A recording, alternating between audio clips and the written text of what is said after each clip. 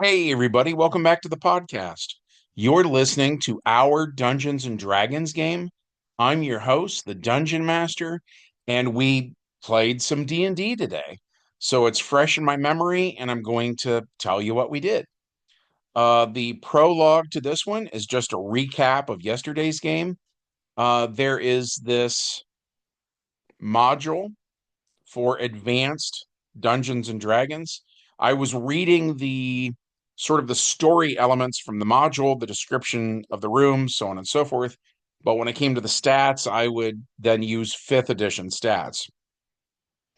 So what we were running is sort of both at once in a way, right?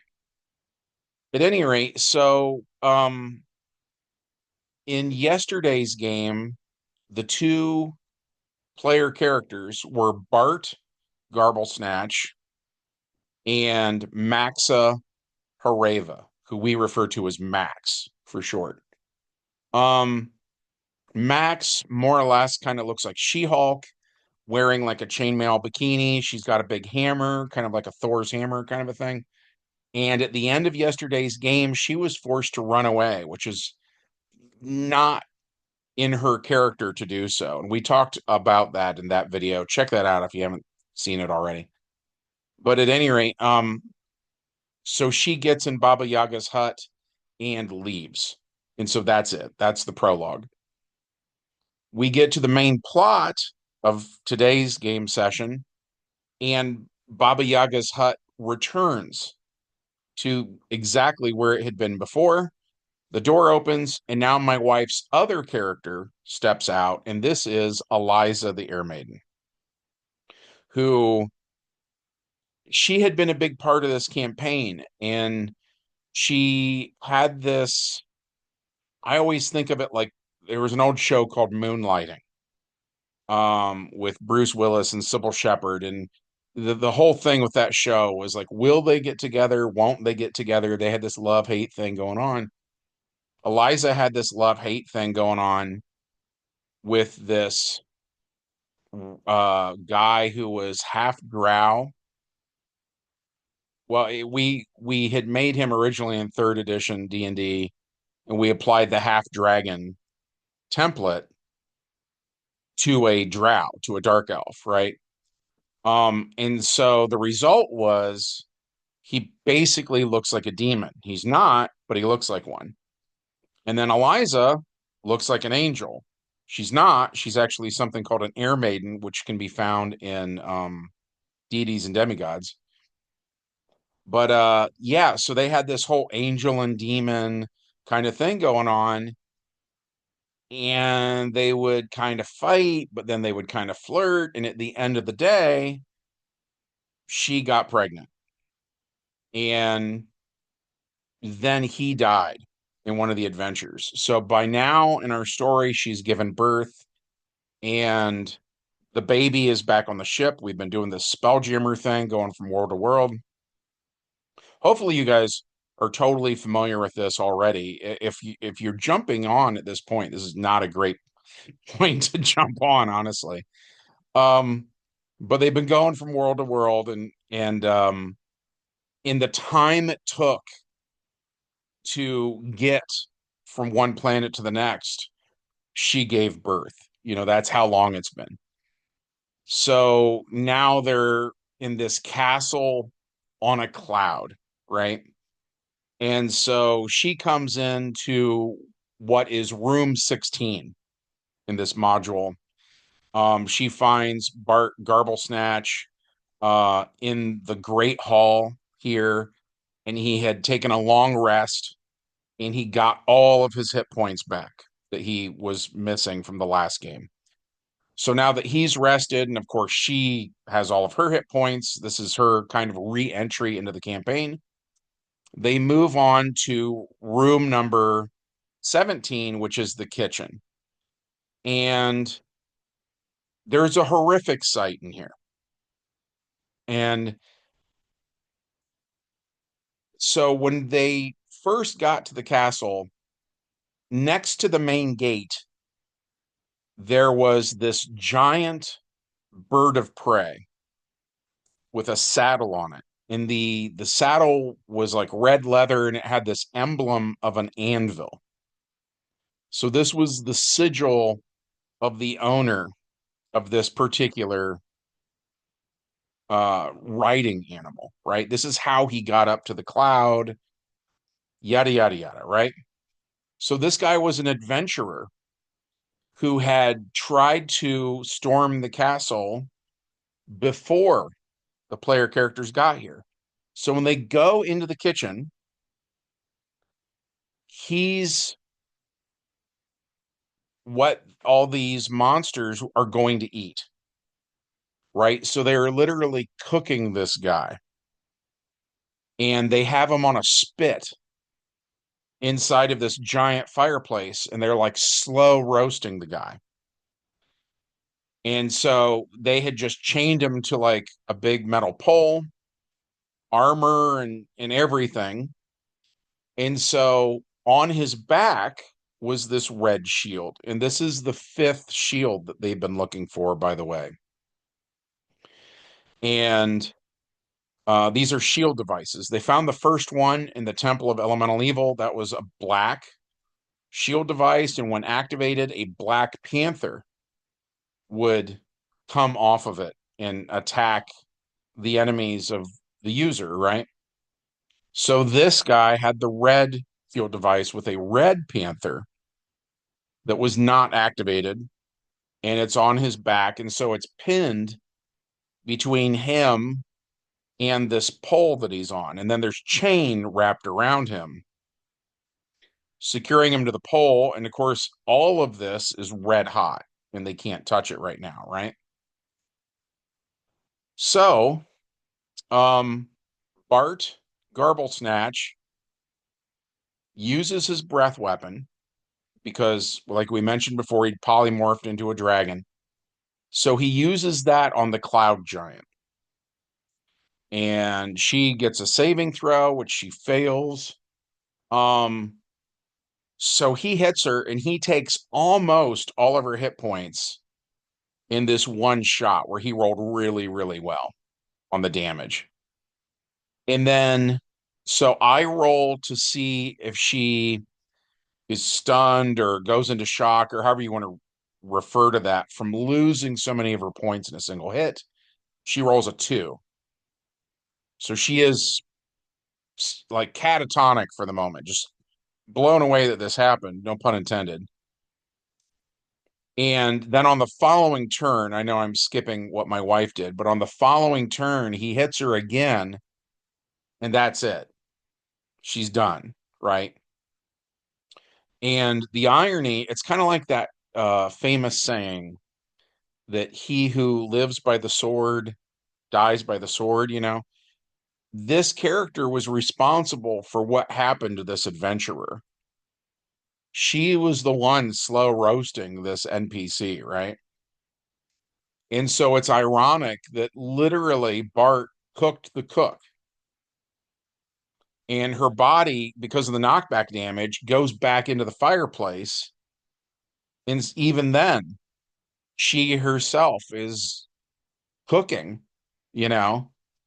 Um, and the players kind of liked that. They thought that was like fitting. They were really bothered by what happened to the adventurer. And I think part of that is, like I said before, we'd gone a really long time without playing D&D. We're kind of rusty. We'd been playing a superhero game that was kind of more family friendly. It was a little more like Super Friends in a way, in some respects. And then today's D&D game felt like Game of Thrones or something, right? They were kind of unsettled by this whole scene. But at any rate, so the player characters, and there's 6 ogres in here. They deal with all of them until there are no enemies left living in this room, right? And of course, they search the bodies, they put out the fire, they take another rest. Um, and this adventurer cools off to the point where they're able to get him down, take the chain and stuff off of him, get that red shield off of him. And Arthur is here, and he has the rod in of, I guess you'd say, four parts, right? He's got blue, green, yellow, and orange. And the red piece is in this dungeon. They just haven't found it yet. But they've got the red shield guardian now. So they shield guardian's not the right term. I mean, shield device is what I meant to say. But the point is he says the word, which makes the red panther pop off of the thing. And so then he uses Baba Yaga's hut while everybody's resting, and he gets the other four panthers. So it's black, red, green, blue, and yellow now, right? And something I had done, and everybody was into it. I had let enough of this slip way back when, and I think we've been trying to get through this campaign for 3 years now. So this has been a really long time coming. But I was a kid in the 80s. I'm nostalgic for all things 80s. And my D&D games tend to have a lot of Easter eggs where we make a character that is an homage to something else, right? And so what we were doing partially, mind you, the shield devices are found in D&D. The black shield device is mentioned in the Temple of Elemental Evil. But I decided, it'd be cool is we should have these other four and they should all be different colors and stuff because then we can form Voltron, right? And I thought that would be really neat if they all kind of interlock together into this sort of steampunk golem kind of thing. And so that's what happens here is Arthur goes and gets the others and they do the thing. And the way we treated it was this was basically an original thing I made. This is not based on any existing D&D stats really. Um, but I decided that this thing is sort of like an agent of fate, right? And I was thinking a little bit like in DC Comics, they have the Lords of Order, who are the arch enemies of the Lords of Chaos. I was kind of thinking along those lines. And that this thing wants to protect whoever has the rod of seven parts, right? And so that is kind of what's going on here is Arthur himself is keeping the rod safe because everybody is worried because there's these spider demons that they're worried that they have like dimension travel or teleportation or whatever, and they're going to come and touch the rod. And if you just touch it and it doesn't like you, it might split into its component parts. Each one teleports or uses dimension travel, as the case may be, to a random point in space, right? And all of this would be for nothing. So they don't want to let it lay anywhere. The Arthur's sole purpose at this point is to keep this thing safe. And so then the thing that we haven't even given it a name yet, right? The Guardian, which we just kind of out of game referred to as Steampunk Voltron. Um, so its thing now is it is protecting Arthur. It's like Arthur's bodyguard. So Arthur protects the rod, it protects Arthur. Um, the other thing I was doing with it was I made this thing really, really tough. And the reason I did that was because I'm just going to put all my cards on the table. The players are ready for this to be over, right? This quit being fun like a while back for the most part. They just want it to be over. So we gave this thing a really awesome sword because Voltron had a really awesome sword. So this sort of golem thing is in the party now, and it's going to help the PCs, and it's going to hopefully make this go a little bit faster from here on out so that we can get to kind of the next chapter, which is going to be sort of a return to normality, but we're not there yet. So point being, that was the kitchen. After that, they go to room 18, which is a storeroom. There's nothing of consequence in here. Room number 19 is servants' quarters. Again, nothing big going on here. Room number 20, post turn, was a single cloud giant and a spotted lion, right? And I thought that was kind of a cool idea. This, what I imagined was like a lion with kind of like cheetah spots. I thought that's a neat idea. I was halfway hoping the party might try to keep some of these things and maybe breed them or, something like that so we can have more of them and, because they're exotic. Nope. Instead, what happened was my son, who, again, he's just not having fun. I think he's kind of trying to entertain himself because he's not loving the module. Um, he decides that he wants this random cloud giant to be the John Wick of cloud giants. So Bart puts everything into attacking the spotted lion and he just destroys this thing. And it does make the cloud giant angry, but it doesn't go and nothing spectacular happens. Just the party pours it on this one cloud giant until they end him. Right. So it's not like he lives on to be some reoccurring villain later or whatever. It made the whole scene seem kind of pointless. Um, so the next room then was room number 21. That was the privy. And so there was a commode in here that was big enough for a giant to use. And then instead of water-based plumbing, it's just kind of a chute. It's like a literal poop chute out of the castle. And the module actually gives you rules on how the party could have gotten into the castle through here, and then there would have been no guards and blah blah blah blah blah. And so like my player characters spend entirely too long in here and thought the shoot was interesting. And I don't know. It was very strange. Um, but that was it for this room. No enemies. Room number 22 is the post-turn turret. There's one cloud giant there. They attack him. They get rid of him. Number 23 then I thought was interesting. Cloud Meadow. So this is kind of like a garden sort of area behind the castle.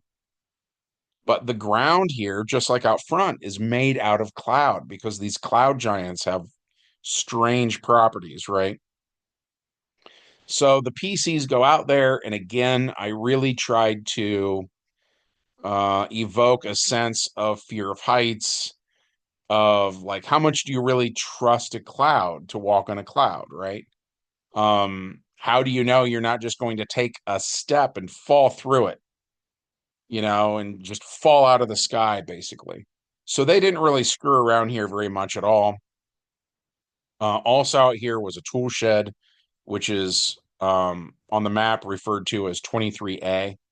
There's nothing really of consequence here either. Then they go to room number 24. And this is a guest room, but here I'm sorry, I left a part out. In the Cloud Meadow, there was a two fire giants and a cloud giant groom. So this guy's getting married today. The PCs had no idea, right?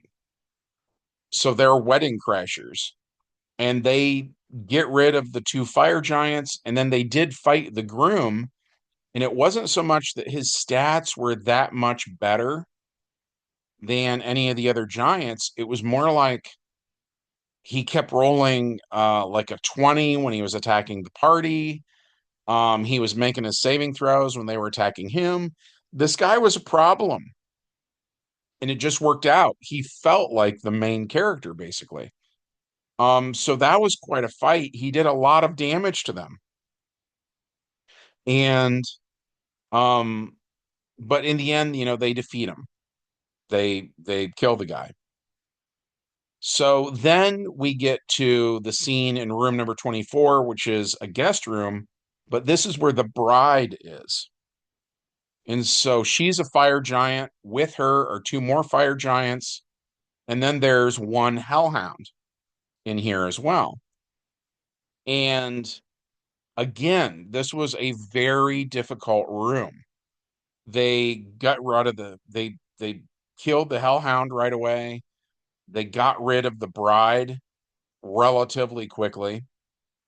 The other two fire giants that were with her, though, those guys were a huge problem. And they're just whittling the party down, getting rid of their hit points and stuff. So at this point, the party is really hurting. And then after everybody has been dealt with, they search the room, and here is the red piece of the rod of seven parts. So Arthur puts it, plugs it into the orange piece there. So now he's got blue, green, yellow, orange, red, right? So they've only got indigo and purple left to go, and that's it. So everybody talks then, and they're like, do we even want to finish the dungeon or not? Because the way it's happened in every other dungeon, as soon as they get a piece of the rod, Atropos, the Endbringer, senses this and moves through space to get to this world and destroy it, right? And it's not that he can track the current location of the rod, it's when you touch the rod for the first time that gets his attention. So he's on his way here now, and they're like, why even bother? Like, why even do the rest of the dungeon? And I already mentioned to him out of game there were 30 rooms. They know they're in room number 24. So they have a conversation about whether or not they should even do it. And so my wife's character, Eliza, is like, let's just go. Right? Let's get back on the ship and let's get out of here and let's go to the next world and let's just do this. Bart was like, I don't know, like I kind of want to see what else is in here.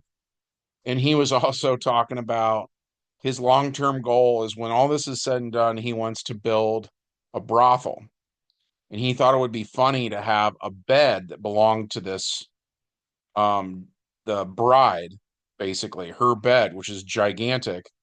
He wants it. And then he's like, how do I take this with me? And they're talking about if he tried to get it back on the ship they came in, how do they get it through a doorway and yada, yada, yada. And so one of the things that happened at this point was out of game. They said maybe we should take a long rest and get our hit points back. But then they were debating it because I think Bart says maybe we should take a long rest. And then Eliza says, let's just get out of here. Right. So they did not rest.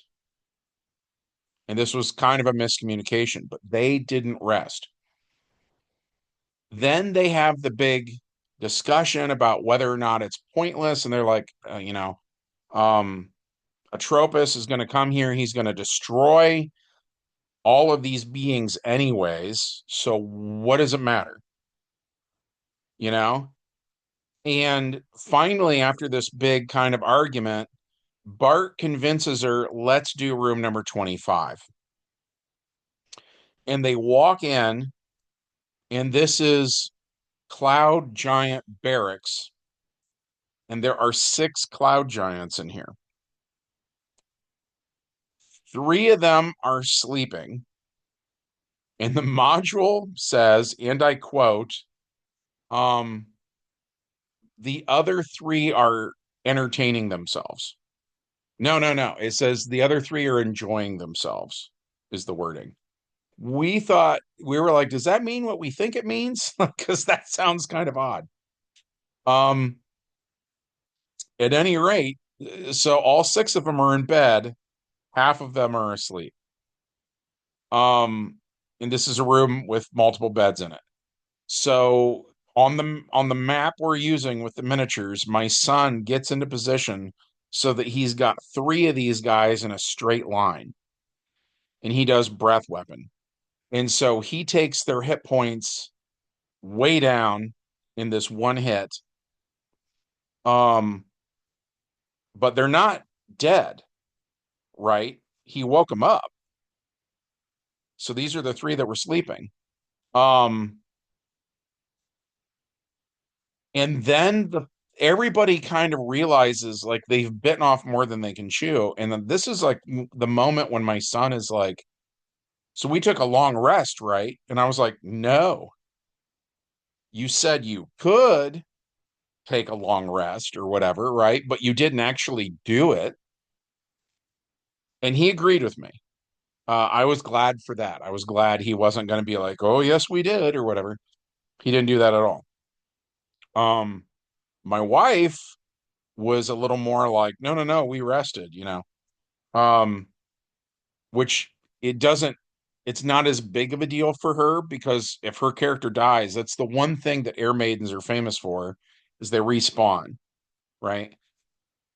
So, and that's why she plays them, is she's just sick of having D&D characters that die all the time. So, yeah, uh, they did not rest. They're still low on points, and now the Giants start hitting them hard.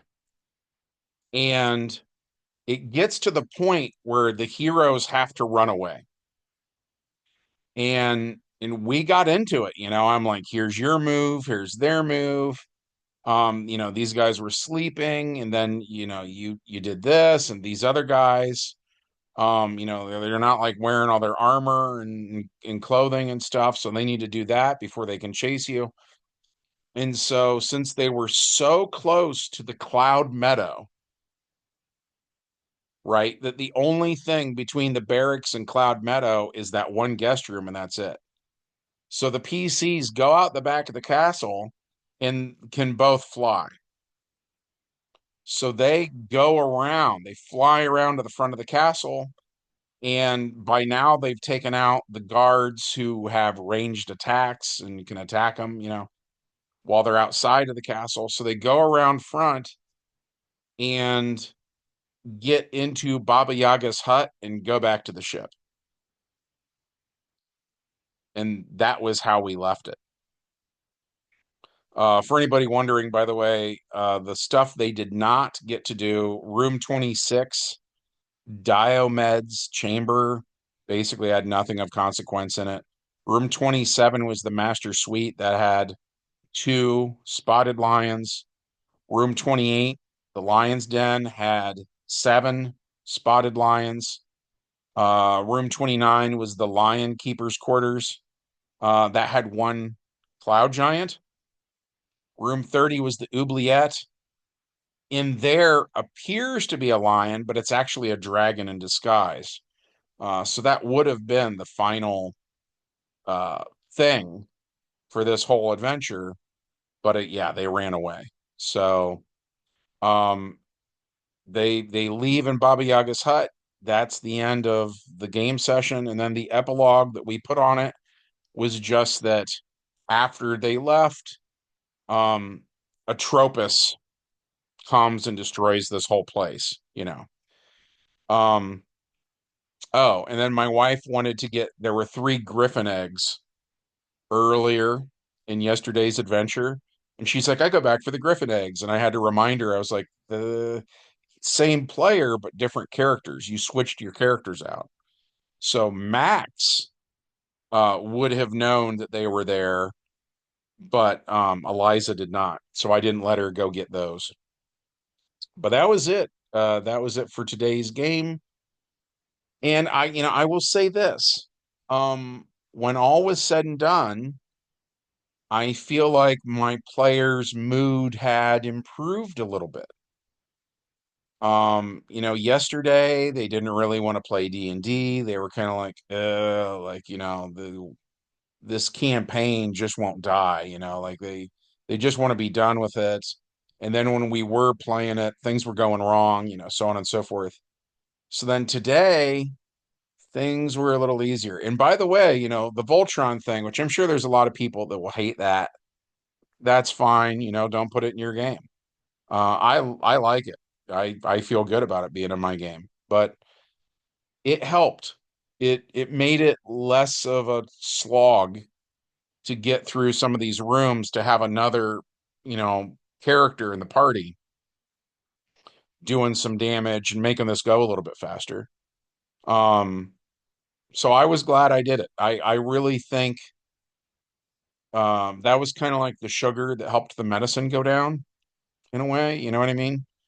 So they liked it. They liked that guy.